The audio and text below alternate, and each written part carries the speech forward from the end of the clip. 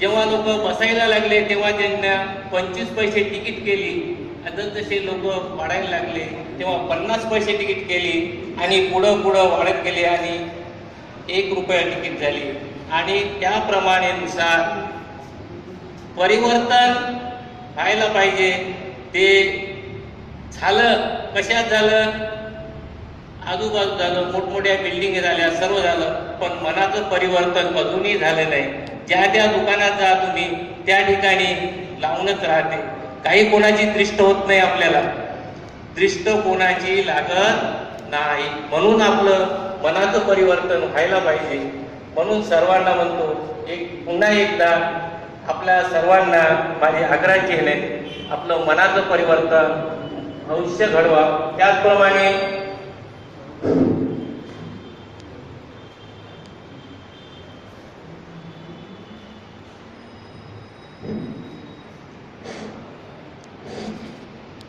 हे प्रश्नचिन्ह काय?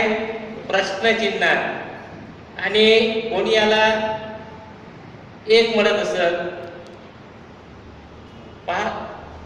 उलट केलं असेल तर 6 म्हणत असेल. याच्यावर आपण काहीतरी तोल सांभाळायला पाहिजे बोटावर. कोणी एक जण या इकडे.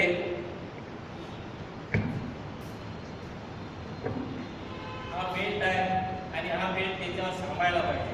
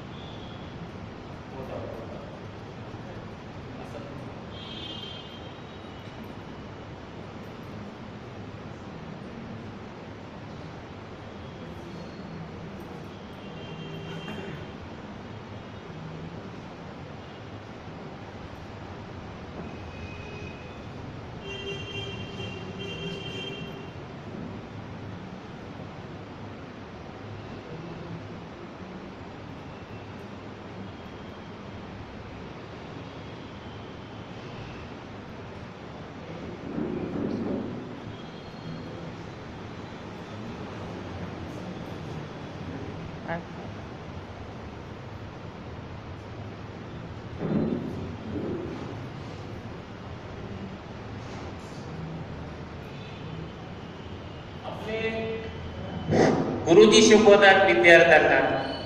कशाले बाबू काय झालंय? तर गुरुजी सांगतात गुरुत्व आकर्षण, परंतु गुरुत्वाकर्षण नाही आहे. काय आहे? गुरुत्व मध्य. गुरुत्व मध्यामुळे हा बेल्ट या प्रश्नचिन्हावर उभा राहिलेला आहे. तेव्हा बऱ्याचशा ठिकाणी बऱ्याचशा शाळेत जात असतो आणि गुरुजी गुरुत्वाकर्षण सांगत असतात.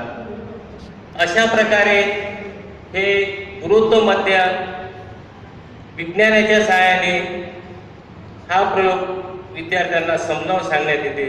अशा प्रकारे आपण हा प्रश्नचिन्हाचा प्रयोग केलेला करून पाहिजे.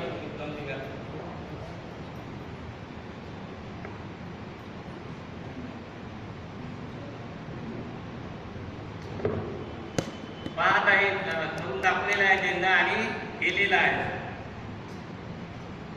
काय